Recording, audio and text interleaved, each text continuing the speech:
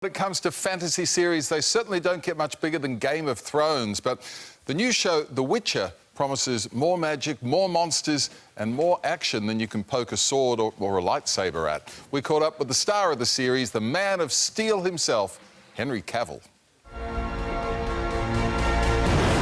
Audiences fell in love with him as the chisel-jawed Superman. But now Henry Cavill is going supernatural, trading in his cape for some swords and spells in the highly anticipated Netflix series, The Witcher. I thought you'd have fangs or horns or something. I had them filed down.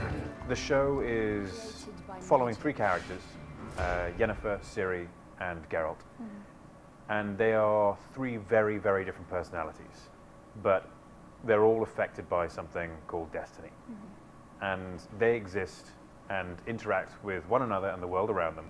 But it also includes various fantasy tropes like gnomes, elves, dwarves, magic and monsters.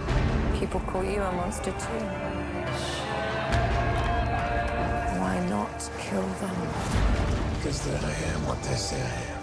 Henry plays Geralt, based on the books by Andrzej Sapkowski and the popular video games. I had played the games previously, and Lauren had let me know that there are a series of books which the games were based upon. I thought it was the other way around. And I read the books and absolutely loved what Sapkowski had written. And I'd been living in the fantasy genre for many, many years. And so for me, this was a dream role.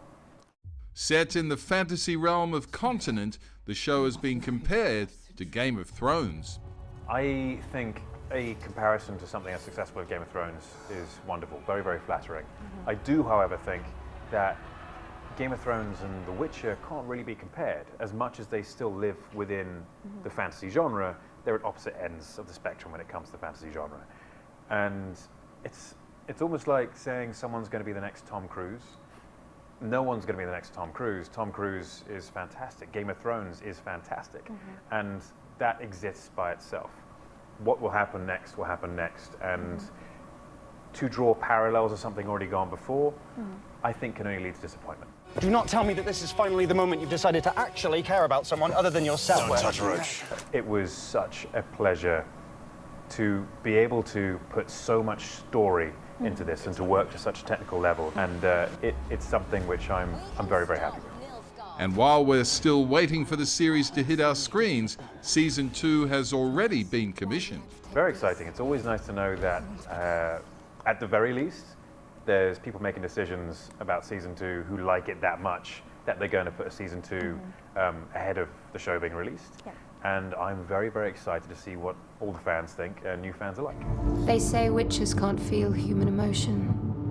What do you believe in? Evil is evil. Lesser. Greater. Middling. It's all the same.